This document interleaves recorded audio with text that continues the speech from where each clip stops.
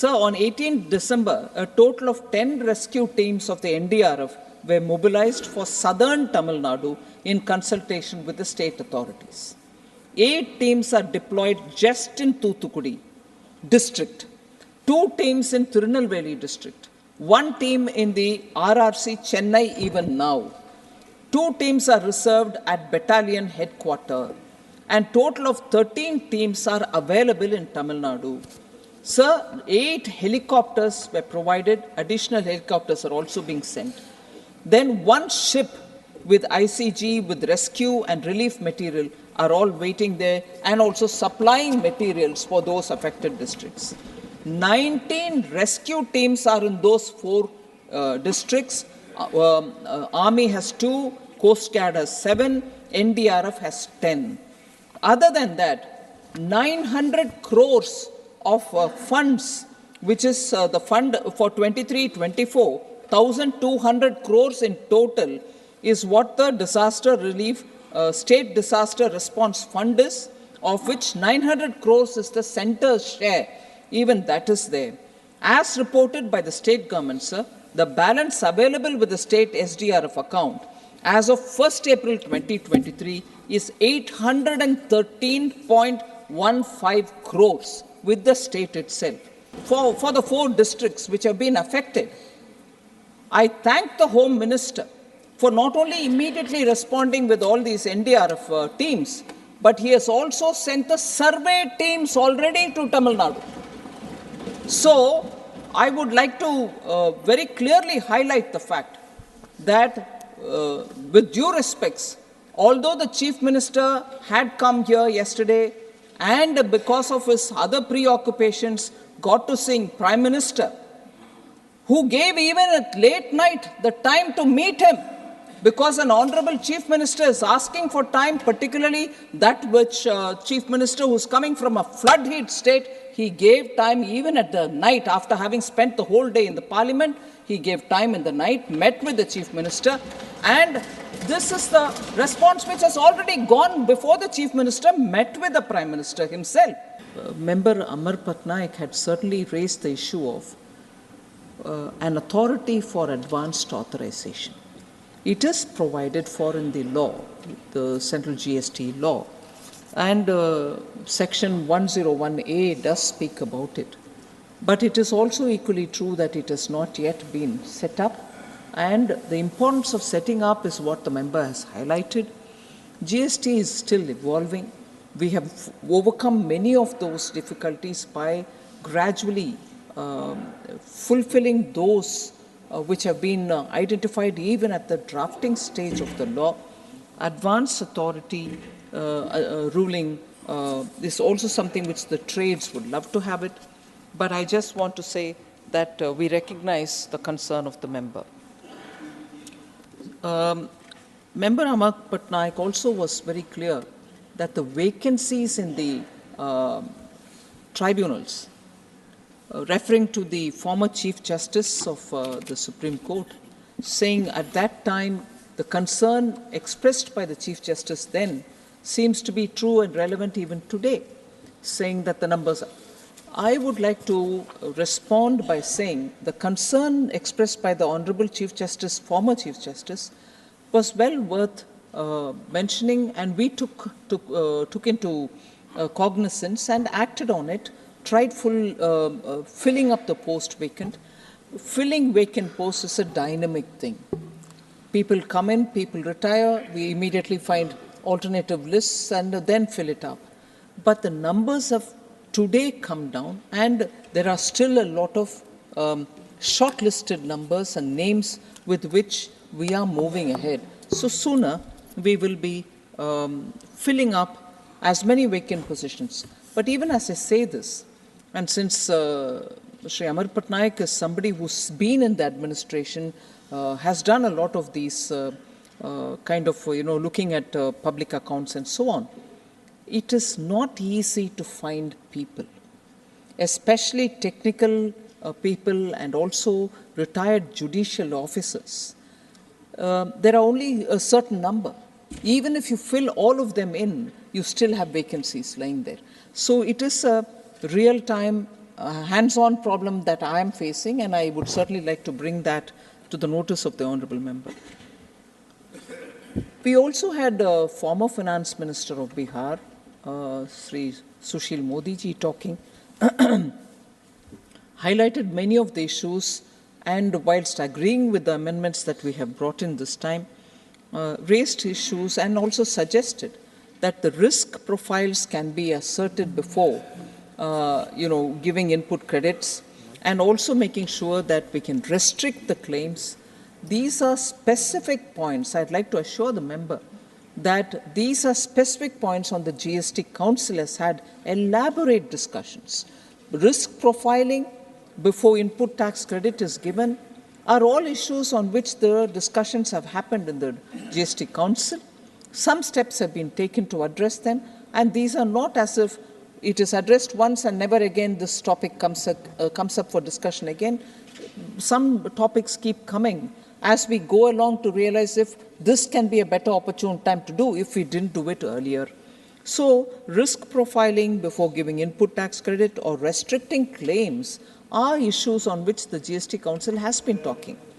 Sir, there was also this reference made by Honourable Member Sushil Modi that if 60 lakh is the threshold for these small firms to get registered, beyond which they have to get registered, and if they are 60 and below, they can be kept outside. Or is it 40 now, or is it 20 now, has been a question which he did raise, and conceded that at the current moment it is 40 lakhs, and suggested that even at the time of drafting this legislation, there was this question whether 60 can be given and can it be therefore given now, was his suggestion. I do hear him. Equally, I was very pleasantly surprised when one of the other members speaking said that it is a desire to, because once you come into this GST enrollment, small or big companies all benefit because of the input tax credit. And the attempt should be, and ideally should be, for more and more small firms also to come on board, because they then become also people who can vend or sell things to larger companies and therefore get the benefit of input tax credit. So whilst increasing the cap from 40 to 60 may be a good suggestion, I leave it to the council to decide, but it is also equally that more small firms ideally should also come on board. So the other question about the other suggestions that Honourable Member Sushil Modi spoke about was ease of doing business for small companies. I want to say that from registration to return filing and payments, all steps are now completely online. There is no need for anyone who wants to come and set up a unit and then register for GST to run after the offices. In fact, I had the happy occasion of visiting Gujarat and going over to the constituency of the Finance Minister of Gujarat, where he has set up GST Seva Kendra, which is an idea which many states are adopting, where in one entry, meaning one visit to the GST Seva Kendra, you can register all in a matter of 5 minutes. There are people sitting there looking at your documents, also cross-verifying there and then. Register within 15 days. But if there is more to be asked, they shall do it, and only then will they go and visit these firms which want to get registration. So this example I'm taking of this Gujarat GST Seva Kendra is because such measures are being taken by the GST Council and the ministers who are in it to make sure that ease of doing business, particularly for the small firms, is brought in. Also, the GSTR 3B returns are now auto-populated.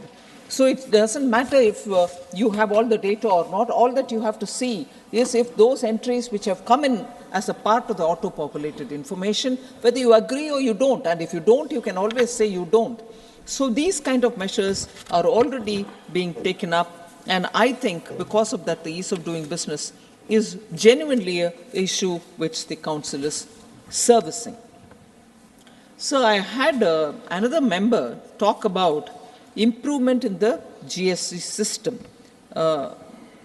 Bida Mastan Rao, if he's here, member, he is here, I can see him. So he said, improvement in the GST system is important. The grievances will have to be addressed. And on that, he also wanted us to do a lot of steps to go ahead taking. But I want to bring some facts before the honorable member. The number of grievance tickets which were raised earlier, in return filing that is, has fallen to 4 per 10,000 returns which are getting filed. So 10,000 returns, it used to be 67 tickets before, that is in 2017, for every 10,000. Today it's only 4. Then there has also been consistent growth in the monthly return filing, which has reached now 90% by the end of this month, and as against the 71% which was the case 3 years ago. In the current financial year, the revenue has grown to average 1.66 lakh crores per month, and with a growth of about 11.9% over the GST collection of 1.49 lakh crore per month in the financial year 2022-23. So the growth is steady, the growth is consistent. It has reached a sort of number where you can say safely that below that will not be the collection, it can only be above it. In GST now, sir, pre-filled returns are provided to taxpayers. Just a minute ago I spoke about it. Also, the input tax credit statement is provided to ensure error-free returns. So earlier there used to be this worry that if I do one error, I'm unable to correct it. I can't get the same form back, or if I get it also, I'm not sure if I'm doing the right correction. So now we are providing the statement, ITC statement, so that error-free entries can happen. So nil returns can be filled by sending just an SMS. So you don't have to every time only keep filling the the form online. You can send an SMS, and that will also say nil returns. I don't have any returns to file. Even that is taken on board. And for mismatches in the return, and self-assessment and correction facility has been provided for the taxpayer. So these are all steps which are taking the system to be better, and I'm sure more such steps will happen. So then Dr. Anil Bonde spoke about needing more GST appellate tribunal benches. He says we need more in Pune, Mumbai, Aurangabad and Nagpur. I wish to say, sir, the decision on the number of benches in any state is as requested by the state itself. We don't decide how many benches have to be given to A state as opposed to B state. So when the state itself says, give me only 3, for instance, in Maharashtra, they've asked for 3 and we've given 3. So if the member wants more, or the honorable member feels Maharashtra needs more, he is very welcome to talk to the state government and see if the state government wants to have more. And also, even the locations of where these benches will have to be situated is very much as per the state's own recommendations. Sir, there are other members who spoke about various other issues which are not so pertaining to the GST itself. But even though they refer to issues which are beyond the GST, there's one thing which I want to respond to Sri Tambidurai, who spoke because there is a severe extreme weather situation having created rain and floods in the southern districts of Tamil Nadu, as a result of which just yesterday or the one day before, there have been representation. But coincidentally, representations also had come to me because 10 days ago, 10 or 15 days ago, there was a serious flood in Chennai city. And the industrial estate in Ambattur was completely affected. So they wanted us, because every 20th people will have to file some returns. This 20th they thought, which is today, they thought they will not be in a position to file.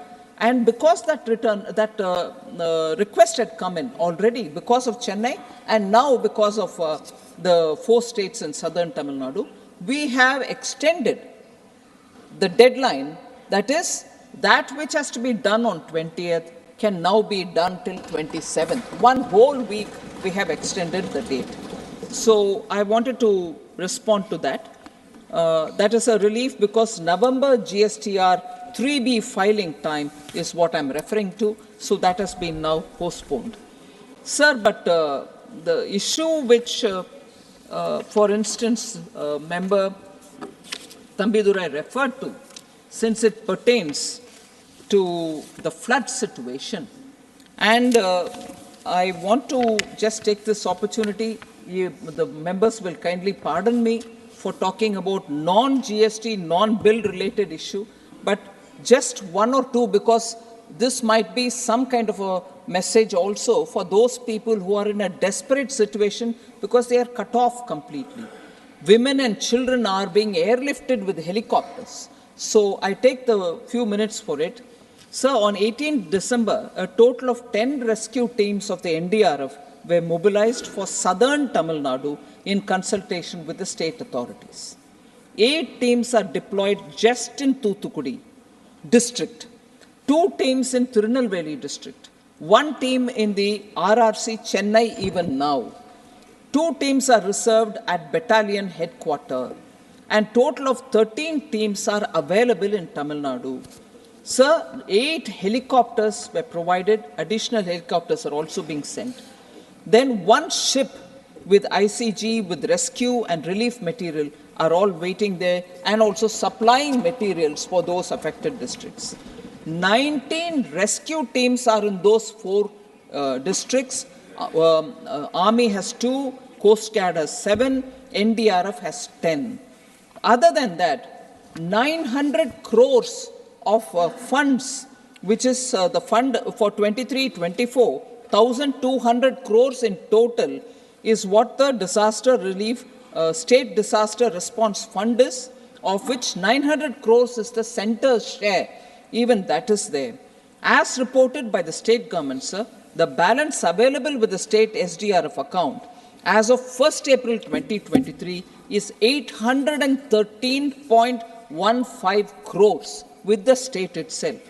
The first installment of 450 crores of central share of the SDRF for the current year 2023-24 has already been released earlier.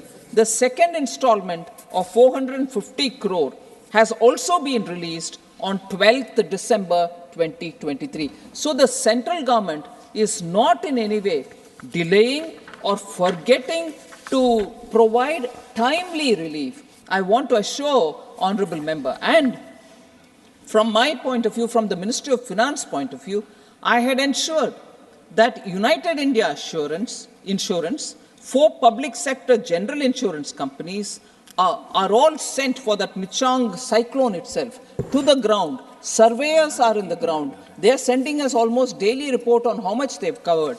And we ensured, and the Secretary, Department of Financial Service is closely monitoring just so that people who have to get insurance money for the loss that they have been put to are getting it in time, and therefore the agencies, insurance companies and their agents are literally on the ground doing the job. For the 4 states, sir, for the 4 districts which have been affected, I thank the Home Minister for not only immediately responding with all these NDRF teams, but he has also sent the survey teams already to Tamil Nadu.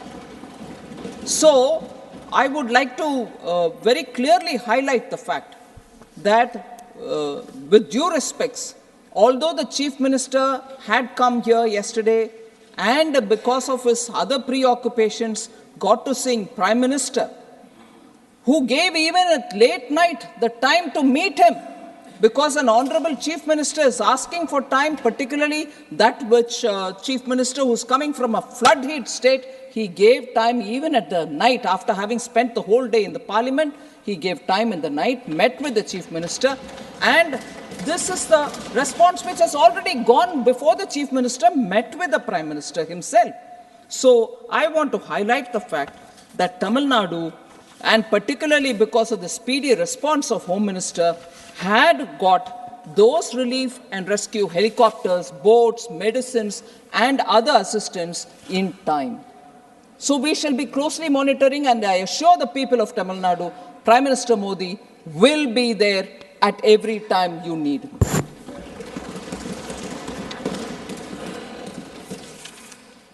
So largely, I think these were the issues, sir. But I'm indeed grateful that there are members who spoke about a few features of the GST which I want to say, particularly our lady member, Ramila Ben Bhara. She spoke in Gujarati, but I'm immensely grateful for her. She clearly identified what is the blessing that GST brings. She spoke about the abolition of, in a way, the cascading effect of tax, as a result of which all of us before GST used to pay such high prices for daily use commodities. This cascading effect was removed.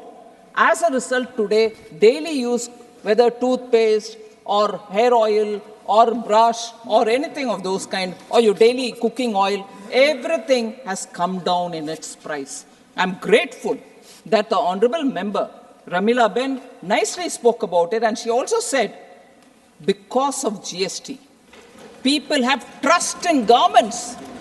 Because otherwise, earlier you were running between pillar and post and then saying, I'm paying so much, why should I pay, and so on. She brought it out very clearly.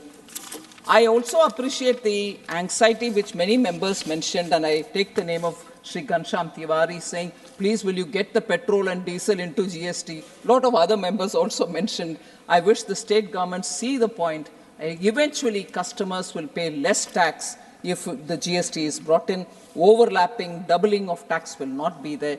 So those points were very interesting that very many of those members raised it. I'm sure, sir, the last point which I want to put before you, Honorable Chairman,